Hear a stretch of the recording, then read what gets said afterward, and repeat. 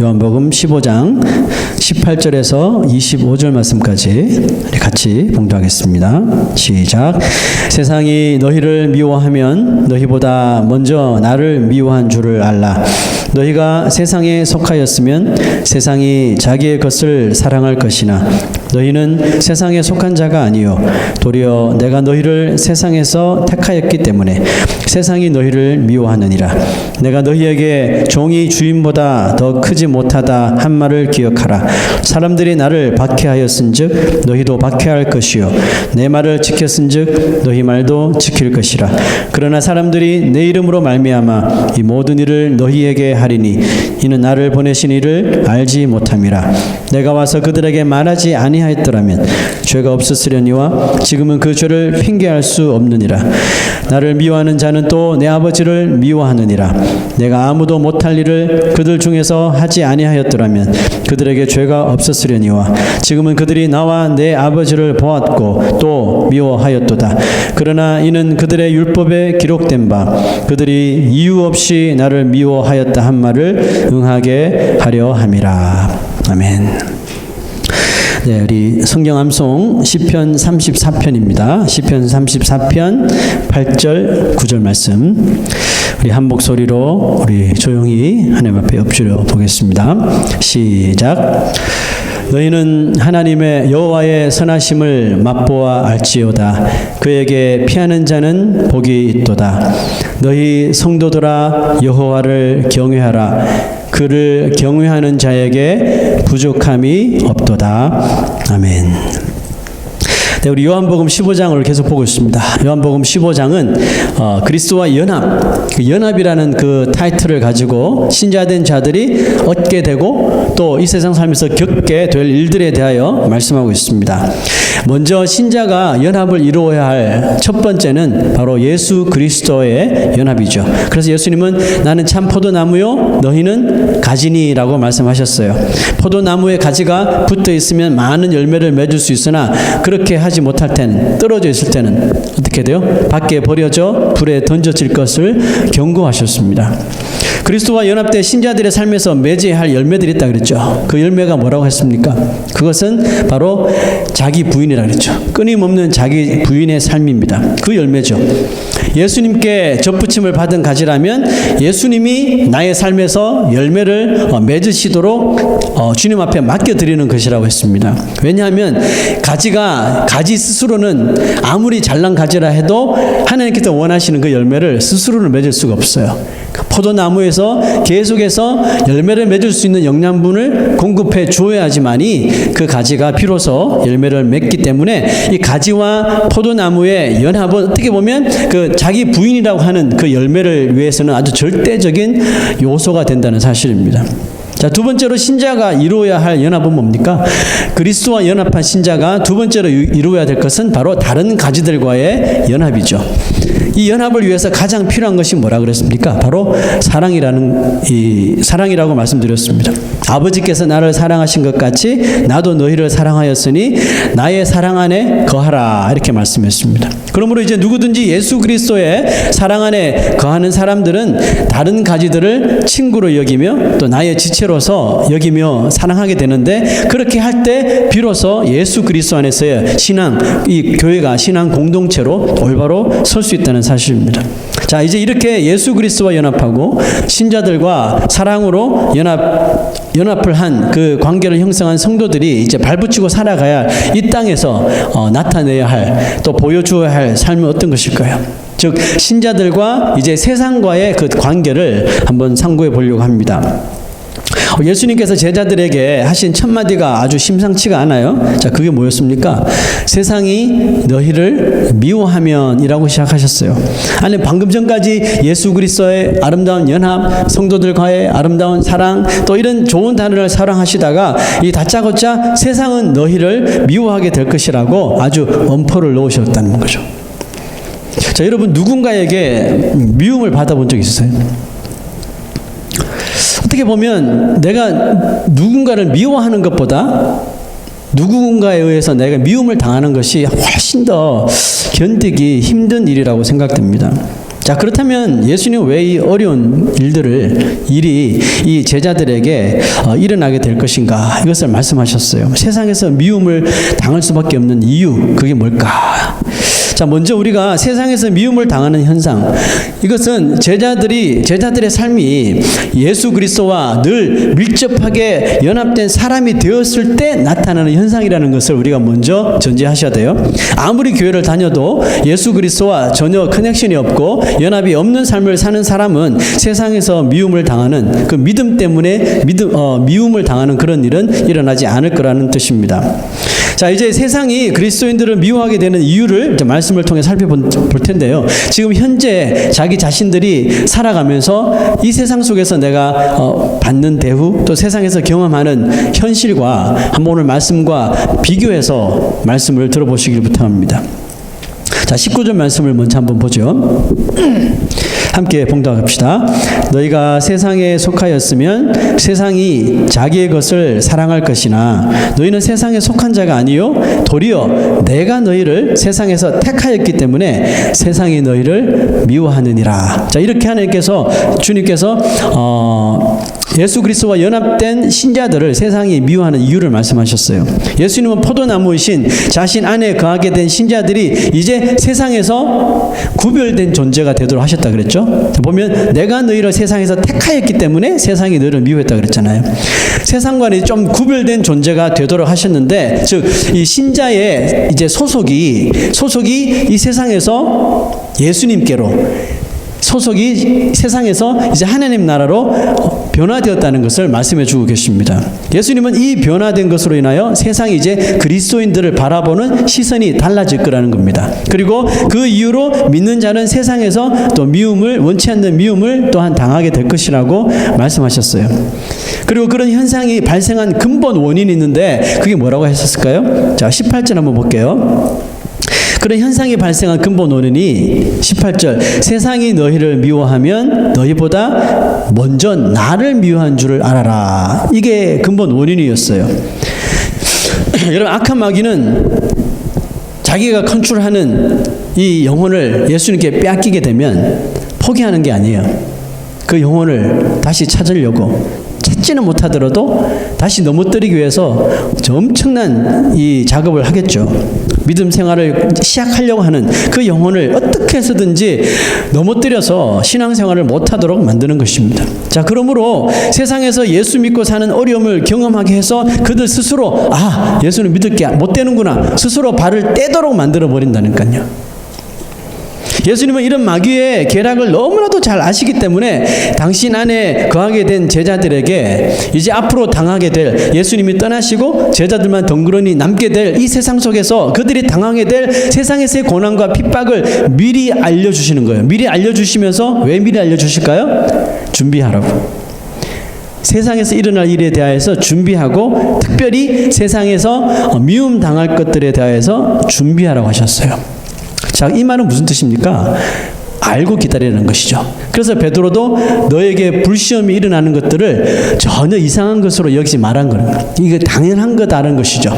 미리 준비하고 마귀의 미움을 이렇게 부딪히는 사람하고 전혀 준비 없이 예수님은 사랑해, 예수 믿으면 모든 게 잘 되고 축복받고 자녀가 화합하고 부부가 화합하고 뭐 사업도 잘 되고 이런 말만 계속 듣다가 시험이 딱 와버리면 그 사람은 그냥 뭐 불시험이 아니라도 보통 시험만 와도 그냥 떠나버리는 거예요.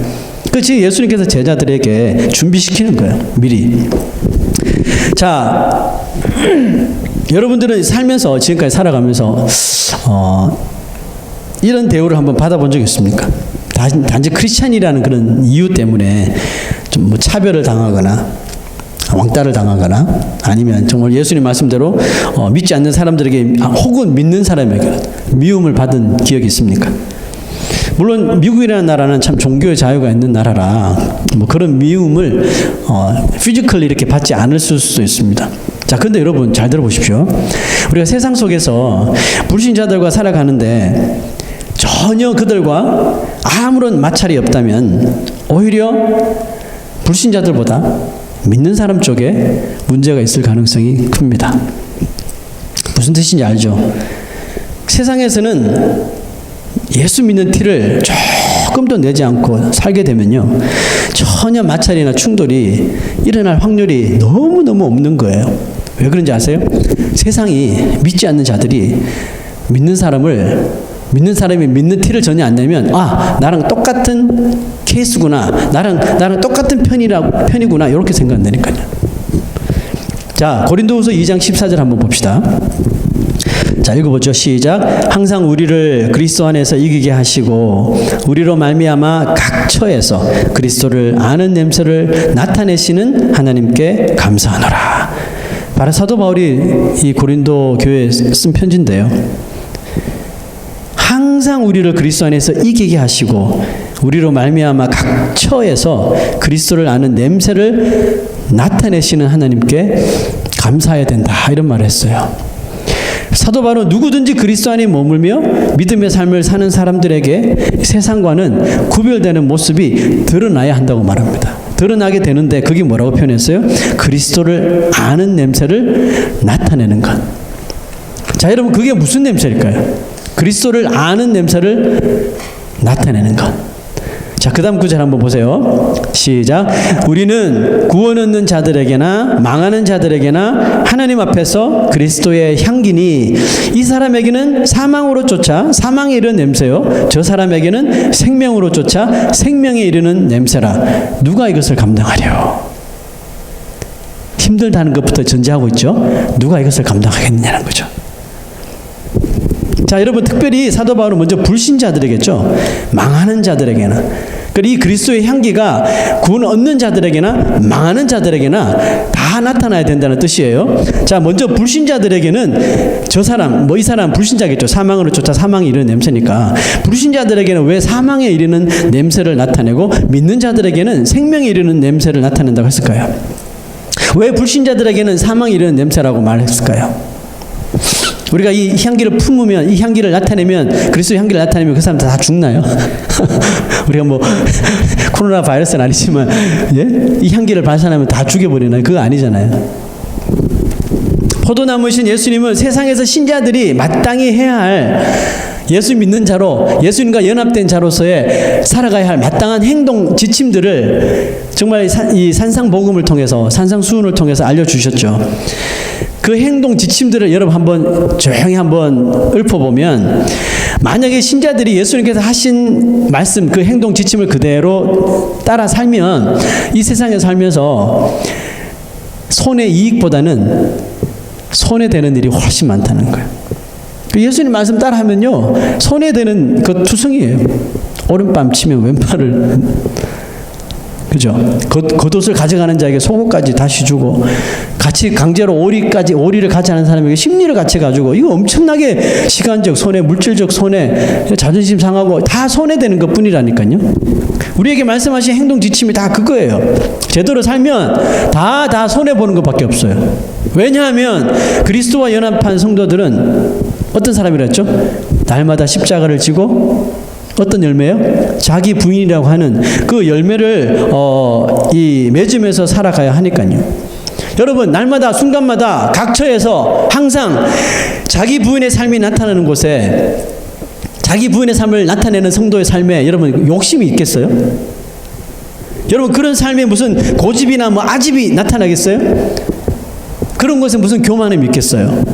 없어요. 그러니 믿는 사람들은, 예수님과 연합되어 그 행동 지침에 순종하며 사는 사람들은 무슨 모습이 나올까요? 모든 손해보는 것밖에 없어요. 예? 교만해져야 되는 곳에서 겸손해져 버리죠. 네? 또 내가 취해야 되는 자리에서 그냥 양보해 버리죠. 미워해야 되는데 사랑해줘 버리죠. 참지 않아야 되는데 절제하게 돼 버리죠. 그럼 모든 이런 삶에 열심히 붙잡힌다니까요. 그런데 여러분, 이런 삶이 말은 쉽지 얼마나 어려워요. 그 사도 바울이 이것을 누가 감당하랴? 이 향기 내는 일 누가 감당하겠냐? 지금 이거 말하고 있는 거잖아요. 그래서 믿는 사람들이지만 한번 내가 결심하고 이런 삶을 한번 살아보겠노라고 정말 참고 인내하고 하지만 이게 안 돼요. 그래서 막 고뇌하고 막 번뇌하고 이것을 계속 반복하는 거예요. 아, 이게 진짜 하나님이 원하는 것일까? 인간적으로 봤을 때는 내가 이렇게 해주면 안 되는데, 내가 참아주면 안 되는데, 내가 겸손하면 안 되는데, 사랑해주면 안 되는데, 알려줘야 되는데, 그죠? 이게 진짜 하나님의 뜻일까 막 헷갈려 할 때가 많잖아요. 헷갈려 하다가 또 그릇대 행해버리고 또 후회하고, 그죠?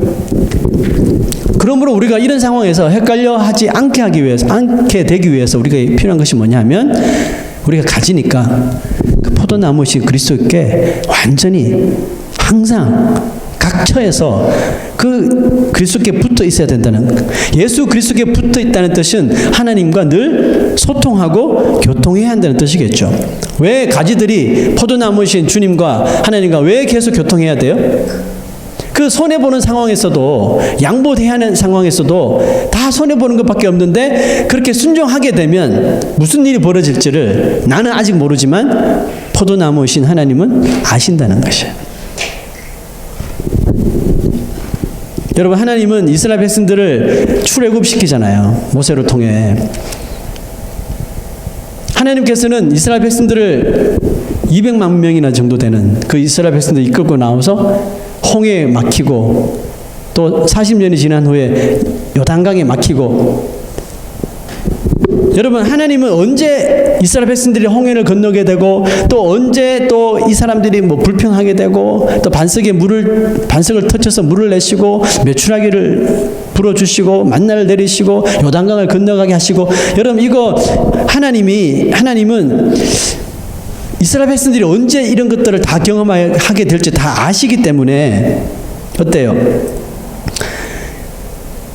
하나님 믿고 출애굽을 한 사람들이라면 고민이 되고, 내가 이 길을 따라가야 될지 고민이 되고, 요즘 말로 막 계산기 두드려 봐도 답을 얻지 못할지라도 하나님은 길을 아시잖아. 그 믿음을 가지고 하나님이 이끄시는 대로 지금 당장은 겁이 나고 또 의심이 되고 손해보는 셈 치고, 손해보더라도 손해보는 셈 치고 그냥 하나님 따라가 보는 거예요. 순종해 보는 거예요. 그런데 손해볼 줄 알고 순종했는데 결과는 뭐예요? 훨씬 더 좋은 길이 열렸죠. 모세도 몰랐어요. 홍해가 열릴 줄은. 여러분, 홍해 앞에 딱 가로막혀서 이스라엘 백성들이 오고 가도 못하고 이제 다 죽었다, 다시 이집트로 돌아가자, 모세를 원망하고 하나님을 원망하고, 그럼에도 불구하고 한 명도 빠지지 않고요, 다 너희는 이 모세가 그렇게 말했잖아요. 하나님이 죽으신 하나님이시냐? 좀 하나님 좀 끝까지 좀 믿어봐라. 그래서 백성들이 속는 셈 치고 손해보는 셈 치고 믿은 거예요. 그랬더니 보세요. 홍해가 쫙 갈라질 줄 누가 알았어요? 그 바닥 속에 길을 만드실 줄 누가 알았어요? 자, 여러분, 그때 이스라엘 백성들을 죽이려고 쫓아온 바로 왕과 이집트 군대가 있었잖아요. 그래서 이런 생각이 들었어요. 그 모습을 보고 이 바로와 이집트 군대가 얼마나 좀 마음이 좀 불편했을까? 자, 왜냐하면 지금 홍해 앞으로 다 몰아놓은 거잖아요. 이제 갈 데도 없어요. 도간에 든 쥐예요. 죽이든지 다시 포로로 끌고 가든지 두 가지 둘 중에 하나만 하면 돼요. 그죠? 홍해 앞에 몰아놓고 이제 다 이스라엘 백성들 잡았다고 생각했는데 웬걸 홍해가 쭉 갈라져 있는 거예요.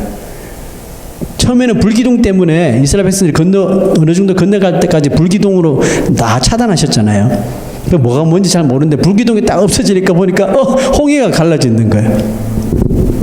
아마 그때 이 사람들 엄청 불편했을 거예요. 왜죠? 따라가서 잡아야 되나? 혹시 따라가다가 바다가 다시 원상복귀 되는 거 아니야? 이런 생각 안 했을까요, 여러분? 그 바로왕은 확신이 없었던 거예요. 왜죠? 하나님과 커넥션이 없으니까. 이스라엘 백성들은 건넜어요. 손해보는 셈 치고. 이전에 그런 경험도 없었어요. 처음으로 보는 기적이잖아요. 바닷물이 갈라졌어요. 누굴 믿고 들어갑니까? 이게 하나님과 커넥션이 있으니까 손해보는 셈 치고 들어가는 거예요. 들어갔다니 건너더라는 거예요. 그런데 바로왕은 이게 안 되는 거예요. 성경에는 그렇게 뭐 설명한 내용은 없어요. 근데 생각해 보면 그랬을 것 같아요. 얼마나 고민했을까요? 이거 들어가는 게 맞을까? 괜히 들어갔다가 이게 탁 치는 거 아니야? 헷갈리는 거예요. 이처럼 바로 왕이 하나님의 뜻을 모르니까, 하나님과 커넥션이 없으니까 불편해해요. 결국 들어가다가 결국 다쳤죠. 죽습니다. 근데 여러분, 이 바로 왕과 이집트 군인들이 이렇게 홍해가 열려진 홍해 앞에서 불편해하는 이 모습을 누가 준 거예요? 하나님이 주셨을까요? 하나님이 주셨을까요? 하나님을 통해서 이스라엘 백성들의 순종을 통해서 주신 거예요. 왜? 그들의 인간들이 걸어가는 걸 봤거든요. 그 자기들도 가면 된다고 생각한 거예요. 자, 여러분 보세요. 이것이 바로에게 사망에 이르는 냄새를 이스라엘 백성들의 순종이 나타내게 해준 겁니다. 잘 들어보십시오. 세상을 믿는 사람들이 자기 부인하며 정말 참으며 인내하면서 손해보더라도 낮아지고 겸손해지고 이런 자기 부인하며 살아가는 모습으로 인해서 세상 불신자들은 자기들의 모습과 맞지 않는 모습을 보겠죠. 그죠? 그러면서 엄청 불편해하는 거예요. 아, 왜 저렇게 우리랑 달라? 아니, 같은 회사 다니고 같이 한 배를 탔으면 우리가 하면 너네들도 같이 해야지. 왜 그렇게 맞지 않을까? 하면서 불편해하도록 하는 것이 그 사람들에게는 사망의 냄새를 나타내는 거예요. 왜냐하면 그런 이 모습을 통해서 우리가 어떤 메시지를 전할 수 있어요. 나는 이 직장 같이 다니는 코워커지만 내가 믿는 하나님, 내가 믿고 지키는 하나님의 말씀에는 이렇게 하는 것은 아니라고 말씀하시기 때문에 나는 여기에 참여할 수 없습니다 라고 우리가 만약에 그런 삶을 산다면 무슨 뜻이에요? 그렇게 살면 안 된다는 것을 말하는 거잖아요. 그들이 믿든지 안 믿든지 그렇게 살면 안 돼요. 예수님 믿지 않고 자기 욕심대로 자신만 믿고 살다가는 결국은 사망밖에 없어요. 자, 이것을 나타내어 주기 때문에 그래요. 자, 그런데 하지만 믿는 사람들에게는 그런 삶이 생명의 냄새를 나타내는 것이라고 합니다. 여러분, 믿는 사람인데도 세상 사람들처럼 살아가는 사람들 있잖아요. 전혀 믿는 냄새를 안 풍기고 믿는 티를 안 내면서 그 몇십 년을 같은 회사 다녔는데 교인인지도 모를 정도로 뭐 이렇게 사는 사람들이 있다고 합시다. 분명히 자기는 주일에는 교회를 다니고 예수를 믿는 사람이에요. 그런데 세상 사람들처럼 세상만 나가면 믿음은 주머니에 집어넣든지 집에 놔두고 세상에 와서는 그냥 세상 사람들 사는 것처럼 휩쓸려서 같이 산다면, 근데 그 사이에서 누군가 신자다운 모습을 딱 보여준다면 저는 크리스찬이기 때문에 이거 안 하겠습니다. 크리스찬이기 때문에 말씀이 반대하기 때문에 저는 이 프로젝트에 같이 할 수 없어요. 만약 이렇게 나왔다면, 그런 모습을 보았다면 뭐 많은 사람들이 욕을 하겠죠. 너만 교회 다니냐 뭐 욕을 하겠죠. 그럼에도 불구하고 그 사람들 중에서 야, 정말 저게 신자다운 모습 아니야? 저게 정말 믿는 사람의 모습 아니야? 그런 식으로 어떤 사람 마음에는 자기가 그렇게 살지 못한 거에 대해서 자책하고 회개하는 사람이 생긴다고요. 그런 사람에게는 이런 신자의 모습이 생명의 냄새로 나타나게 되는 거예요. 다시 주님 앞으로 돌아오게 되고 회개하는 자의 삶을 살게 되고, 저게 진짜 믿는 모습이지라고 말을 하게 되는 것이요. 자, 여러분, 지금 뭐 대구 경북권의 코로나 바이러스가 아주 심각하죠, 그죠? 저도 가족과 친척들 다 거기에 살아서 수시로 계속 이제 물어보고 하는데, 어젠가요, 제가 그 뉴스를 보니까 대구 경북권 지역에 이 환자들을 케어할 수 있는 사람이 이제 부족하대요. 손길이. 의사, 간호사들도 막 병 걸리고 막 그러니까. 그런데 전국에 있는 의사, 간호사들 중에 자원하는 사람들이 뭐 자원해서 그 무서운 지역으로 막 들어왔다는 거죠. 뭐 다는 아니겠지만 일부의 뭐 사람들이, 의사들이, 간호사들이 어떻게 보면 뭐 생명 걸고 가는 거잖아요. 그래서 직접 가족들이 말리고 친척들이 말리는데도 그냥 뿌리치고 간 거예요. 자, 그런데 여러분, 물론 그 속에서 아무 일 없이 잘 치료를 하고 뭐 병자들을 돕고 이렇게 하면 너무 좋겠죠. 그런데 만약에 저는 이런 생각을 해봤어요. 그런 분들을, 자원하신 분들을 보고 저분들 중에 그냥 할 수 없이 등 떠밀려서 온 분도 분명히 있을 테고, 대구에 있는 의사들 중에서도 병이 무서워서 자원 안 한 사람들도 있을 것이고, 근데 자기의 일도 아닌데도 불구하고 자원한 사람들의 모습을 보면서 저게 진짜 의사 아니야? 저게 진짜 간호사의 모습 아니야? 이런 것을 발견하는 사람이 있다는 것이죠. 또 만약에 자기가 자원하진 않지만 등 떠밀려서 온 사람도 거기서 그렇게 어려움 당하는 사람들을 치료하면서 고쳐주면서 내가 의사라는 것에 대해서 자부심을 가지고 용기를 얻고 내가 의사 되기 정말 잘했다. 그 우한에서 처음 바이러스를 밝힌 그 의사처럼요. 자기는 죽지만 의사이기 때문에 당당하게 밝혀야 된다는 이런 모습을 통해서 저게 진짜 의사지. 저게 의술을 가진 사람이 해야 할 모습이지. 저는 이런 모습하고 생명의 냄새를 풍기고 사망의 냄새를 믿는 자들이나 믿지 않는 자들에게 나타내는 사람과 정말 일맥상통한다고 생각하거든요. 그런 모습을 통해서 저게 진짜 믿는 사람의 모습이지. 저게 정말 말씀 따라가는 사람이지. 그죠? 그래서 시들시들해진 사람들, 이 성도들 마음에 신앙의 용기를, 불을 확 지펴주는 거죠. 생명의 냄새로의 그리스도의 향기를 나타내는 거예요. 자, 20절 한번 읽어볼게요. 사람들이 나를 박해하였은즉, 예수님입니다. 사람들이 나를 박해하였은즉 너희도 박해할 것이요 또 내 말을 지켰은즉 너희 말도 지킬 것이라. 두 가지의 이 상반되는 단어를 말씀하셨죠. 내가 박해받았기 때문에 너도 박해받을 거야. 근데 어떤 사람은 내 말을 듣던데 그러면 어떤 사람은 또 너희들 말을 들을 거야. 이 두 가지를 말씀하셨어요. 믿는 사람의 이 고난과 예수 그리스도와 연합된 그 행동 지침을 살아가는 사람에게 세상이 주는 고난과 그럼에도 불구하고 그대로 살려고 하는 그 순종을 그리스도께서 어떻게 하신다고? 인정하신다는 거예요. 네가 지금 고난 받는 게 내가 고난 받은 거랑 똑같은 거야. 인정해 주시는 거. 그리고 책임져 주신다는 말이죠. 신자들이 세상에서 신앙 때문에 미움을 당하고 핍박을 받는 것을 예수님이 자기 자신이 당하신 고난과 핍박과 같은 것으로 간주해 주신다는 것이죠. 자, 여러분, 신자를 박해하는 자를, 그러면 끝까지 박해하는 자를 하나님께서 어떻게 처리하실까요? 그 다음 구절 한번 보세요. 23절. 나를 미워하는 자는 또 내 아버지를 미워하느니라. 우리가 바이블 타임 하시면서 그 북쪽 남쪽 왕들 이야기 계속 읽었잖아요. 그게 보시면 결국은 악한 자는 심판당하게 돼 있어요. 그죠? 악한 자인데 어떻게 해서 실수로 구원을 받고 이런 거 봤어요? 없어요. 하나님께서 철저하게 악한 자들은 또 선한 자들을 대적한 자들은 다 심판하시는 것을 볼 수 있었어요. 반면에 예수님의 말씀을 듣고도 핍박하지 않고 핍박하는 무리에 서지 않고 오히려 메시아일 수 있다 하고 순종하고 그 말씀을 따라 지킨 사람들이 있었던 것처럼 여러분, 제자들이나 혹은 이 시대 예수를 믿는 우리 성도들이 나아가서 전하고 또 하나님의 말씀에 따라 순종하는 모습을 보고 회개하고 그들도 믿는 사람들이 되도록 하신다는 말씀이에요. 그러므로 종합해 보면 신자들이 세상에서 미움을 받는 것이 결국 뭐예요? 합당한 것이라는 것입니다. 그 신자들이 이 세상에서 신앙 때문에 미움을 받는 것이 우리 그리스도인들에게 진짜 필요하다는 겁니다. 성도는 세상에서 받는 미움을 통해서 자신이 올바른 신앙을 가지고 있다는 것으로 증명이 되는 거예요.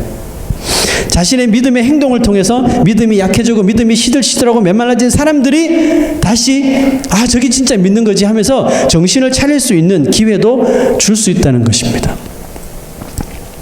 자, 그런데 여러분, 이 시대, 우리가 지금 살아가고 있는 이 시대 교회와 이 성도들의 그 문제가 뭘까요? 믿는 신자들이 이런 냄새를 잘 내지 못한다는 사실이에요. 그리스도의 향기를 잘 맡도록 하지 못한다는 뜻입니다. 그냥 무치로 살아가는 거예요. 아무 색깔도 없고 아무 냄새도 없어요. 그냥 세상으로 들어가면 세상이 풍기는 냄새가 똑같이 풍기면서 그냥 사는 그런 거예요. 왼쪽으로 가면 다 왼쪽으로 가고 오른쪽으로 가면 다 오른쪽으로 가고 무치로 이 시대 교회와 성도들이 살아간다는 뜻입니다. 믿는 사람인데 세상과 똑같은 방향을 갑니다. 그들이 하는 것이라면 다 하고 왜 안 하면 왕따 당할 수 있으니까 그들이 하자는 대로 아무 불평 없이 따라가 줍니다. 그러니 당연히 미움 받을 일이 없는 거예요.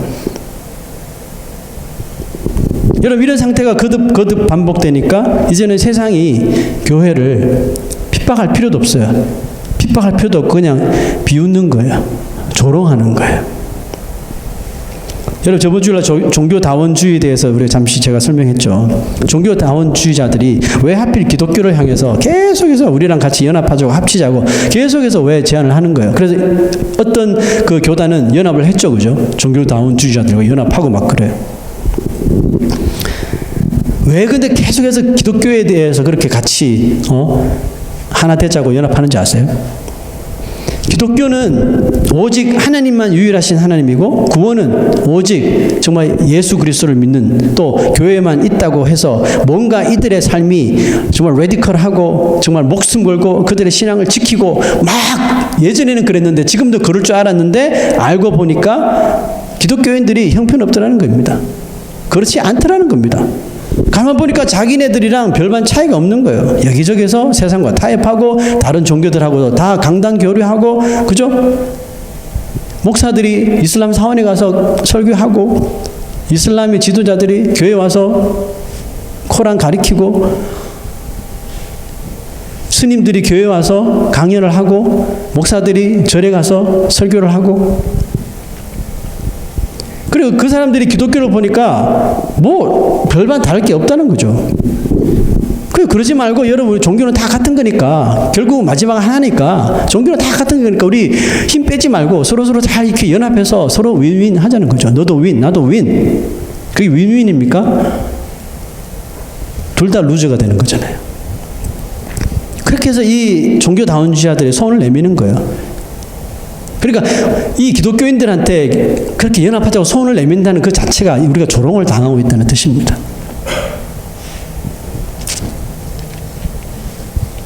여러분 구약성경 한번 보세요. 어디 이방인들이 와서 자기네들이 하나님의 성소에서 제사를 드리겠다고? 없어요, 여러분. 그만큼 이스라엘 백성들이 하나님을 잘 섬겼을 때는 유다 백성들이 너무나도 강력하게 정말 레디컬하게 하나님을 섬겼기 때문에 근처 이방인들은 갈 생각을 못하는 거예요. 어디 가서 연합을 하자고 꿈도 못 꾸는 일이에요. 그런데 지금은 왜 그렇습니까? 그리스도인들이 다 타협하고 막 사니까 이거 아무것도 아니잖아. 우리랑 똑같잖아. 그러면서 조롱하는 거라니까요. 여러분 같이 이렇게 살아가는 뭐 동료나 친구나 뭐 가족이나 중에 내가 예수 믿는 거 뻔히 아는데도 불구하고 크리스찬이면 해서는 안 되는 것들을 같이 하자고 권유하는 사람이 있습니까? 그 자기 조롱하는 거예요. 얼마나 내가 그 사람들 보기에 믿지 않는 사람들처럼 그렇게 살았으면 그런 제안을 합니까? 내가 목사인데 뻔히 아는데도 옆에 와서 같이 세속적인 걸 하자고 만약에 저한테 꼬드기면 저는 내가 잘못이라고 생각해요. 내가 얼마나 그런 사람들에게 그렇게 보였으면, 믿지 않는 것처럼, 믿음 없는 것처럼 그렇게 보였으면 나에게 어떻게 그런 제안을 하냐.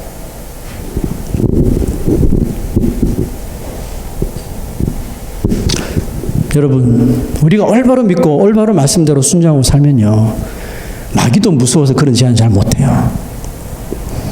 그러므로 세상에서 미움받고 고난받는 것 쉬운 일이 아니에요, 여러분. 이거. 근데 예수님께서 너희들 세상에서 미움을 받을 거야 말은 하셨지만 이거 받는 게 쉬운 게 아니에요, 여러분. 아무나 못 받아요, 여러분. 이거 올바로 제대로 믿음 가지고 살아야지 받는 거예요. 세상에 대하여 사망의 냄새를 맡게 하는 것이 너무나도 귀한 일이지만 그런 냄새를 풍기는 신자들이 이 시대에 참 부족하다는 뜻이죠. 그러나 성도들은 세상에서 미움을 받아야 합니다. 근데 엉뚱하게 받는 미움은 여러분 예외예요.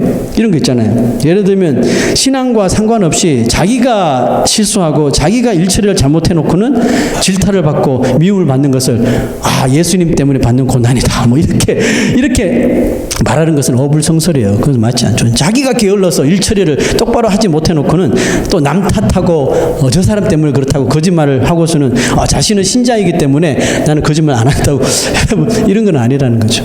나를 핍박하지 마세요. 나는 믿는 사람이기 때문에 그런 행동 안 합니다. 더더욱 하나님의 영광을 가려운 일이에요. 자, 고린도후서 4장 17절 한번 볼게요. 우리의 잠시 받는 환난에 경한 것이 지극히 크고 영원한 영광에 중한 것을 우리에게 이루게 함이니. 잠시 받는 환난은 어떤 거라고요? 약한 거래요. 경한 것이래요. 그런데 중요한 것은 뭐예요? 지극히 크고 영원한 영광. 자, 보세요. 우리가 구약과 신약을, 성경을 다 훑어봐도 신앙답게 지켜내도록 하는 것은 뭐냐 하면, 그 신자답게 지켜내는 것은 뭐냐 하면 평안이 아니에요. 사랑이 아니에요. 신자를 정말 신자답게 꿋꿋하게 지켜내는 것은 세상이 주는 미움이에요. 믿으려고 그렇게 반대하면서 났을 때 당하는 고난, 핍박, 이런 것을 통해서 진짜 신자되게 만들고 교회가 교회되게 만들더라고요. 세상에서 핍박을 받지 않고 올바른 신앙을 살아간다는 것은 여러분 어떻게 보면 impossible한 거예요. 불가능한 거예요. 자, 마태복음 5장 한번 보세요. 예수님께서 이 핍박에 대해서 이렇게 말씀하셨어요. 의를 위하여 핍박을 받는 자는 복이 있나니 천국이 그들의 것임이니라. 나로 말미암아 너희를 욕하고 너희를 박해하고 거짓으로 너희를 거슬러 모든 악한 말을 할 때에는 너희에게 복이 있나니 어떻게 하라고 그래요? 기뻐하고 즐거워하라. 왜요? 하늘에서 너희의 상이 클미라. 아멘.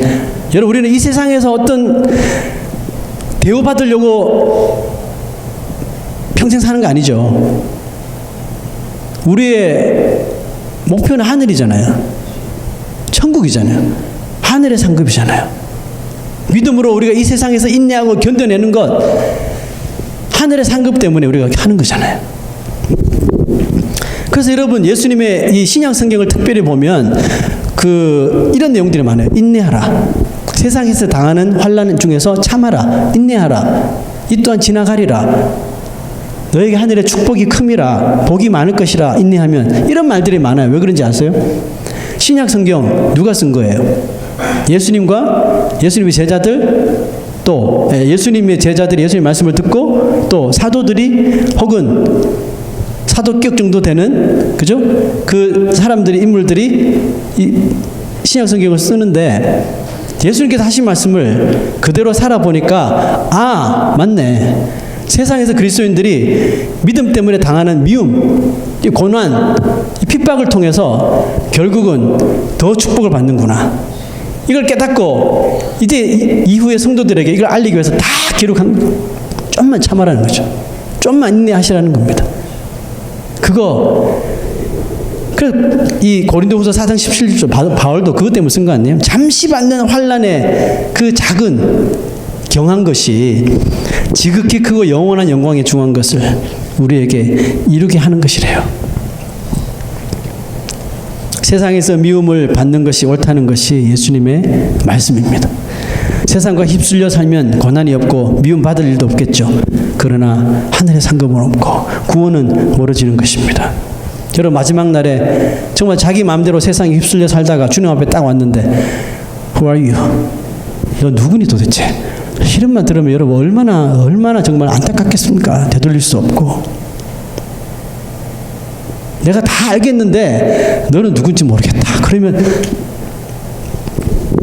세상에서 믿음 생활로 인하여 당하는 미움과 고난은 주님께서 하늘나라에서 또 가장 가치 있게 인정하는 성도의 참모습임을 믿으시길 부탁합니다. 내가 신앙을 지키기 위해서 나 자신을 정말 손해보더라도 순종하면서 희생한다면 그 희생을 통해서 어떤 사람은 사망의 냄새를 맡아서 내가 이렇게 살아서는 안 되는구나 해서 정말 주님께로 돌이켜지고, 또 신앙이 시들했던 사람이 그런 신앙의 결단을 보고 그렇지, 믿는 모습이 저런 모습이 하면서 생명의 냄새를 맡게 되는, 이 유익이 되는 그리스도의 향기를 우리가 사는 동안에 계속해서 우리가 끼쳐야 될 줄로 믿습니다. 그 모습이 내가 예수님과 연합된, 그래서 예수님을 사랑하는 그 모습을, 삶을 증명해주는 길임을 믿으시길 부탁합니다. 자, 여러분, 십자가 그 사랑이라는 찬송이 있는데요. 이 찬송을 정한 이유는 여기 보시면 십자가 그 사랑 멀리 떠나서 무너진 나의 삶 속에 잊혀진 주원을 그랬어요. 교회는 다니지만 내가 살아가는 세상 속에서 마치 믿지 않는 사람들처럼 믿는 티를 전혀 내지 않고, 저것은 내가 봐도 믿는 사람으로서 해서는 안 되는 행동인데도 불구하고 남들이 다 하니까 나도 그냥 모른 척하고 해버립니다. 왜 그래요? 십자가의 사랑이 멀어졌기 때문에 그래요. 나에게 주신 그 은혜가 메말라졌기 때문에 그러거든요. 그 보세요. 십자가 그 사랑 멀리 떠나서 무너진 나의 삶 속에 잊혀진 주의 은혜, 돌 같은 내 마음 어루만지시길 시작하는 거야. 누구요? 그 와중에서도 정말 신앙에 순종해버리고 남들에게 왕따 당하고 미움을 당하지만 나는 크리스찬이기 때문에 그렇게 할 수 없어요. 이런 사람의 모습을 통해서 어루만지기 시작하는 거야. 또 다시 나를 일으켜 주시는 거야. 내 안에 새 일 행하실 수 있도록 우리를 이끌어 주신다는 뜻입니다. 오늘 이 찬양 우리가 가사를 생각하시면서 함께 우리 부르시면서 오늘 주신 말씀을 우리 깊이 한번 생각해 보기를 부탁합니다.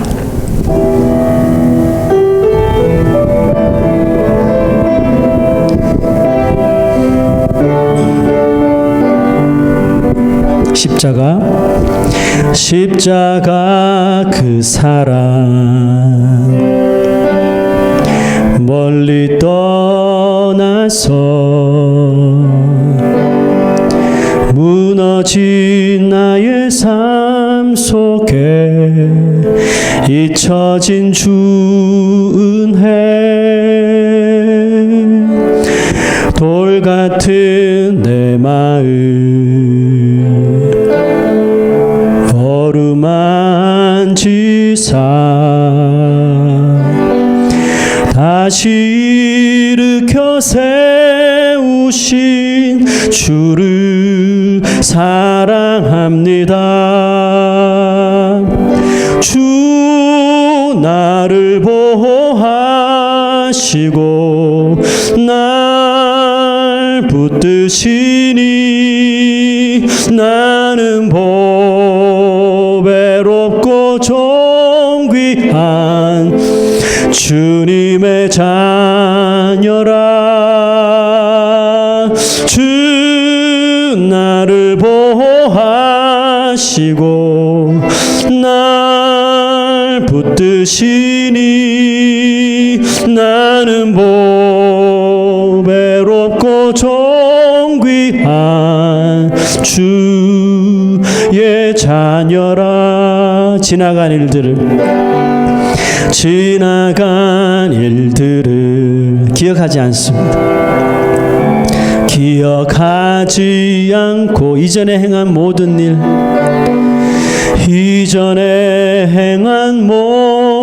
일 생각지 않으신답니다. 생각지 않으리. 사막의 강물과 우리가 순종할 때 길을 내시는 하나님이시여. 길을 내시는 주, 내 안에 새 일 행하실, 내 안에 새 일 행하실 주만 바라보리라. 주 나를 보호하시고 날 붙드시리. 나는 보배롭고 존귀한 주님의 자녀라. 주 너를 보호하리. 주 너를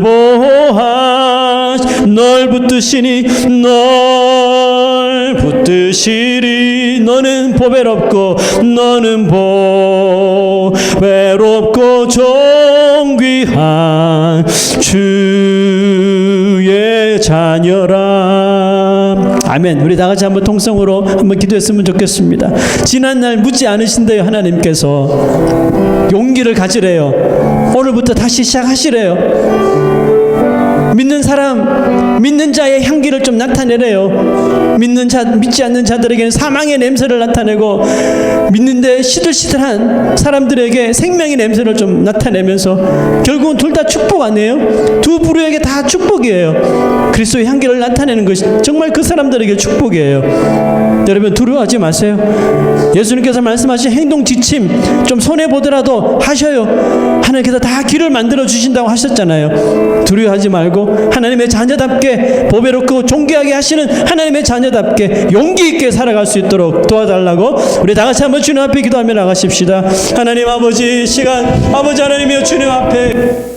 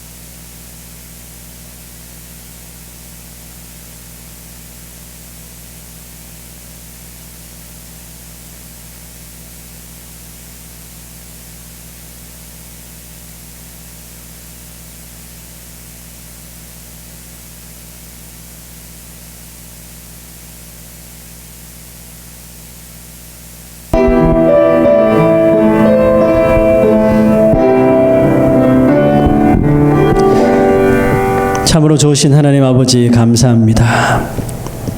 지난 날을 다시 묻지 않는다고 하셨습니다. 지난 날에 내가 예수 믿는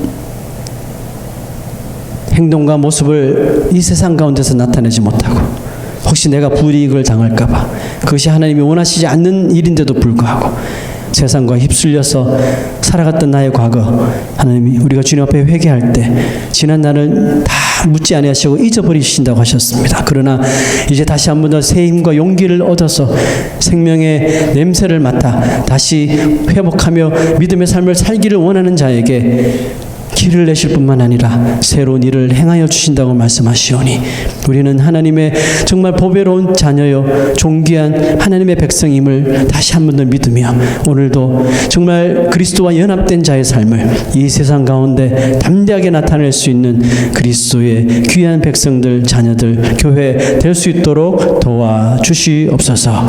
예수님의 이름으로 기도하옵나이다. 아멘.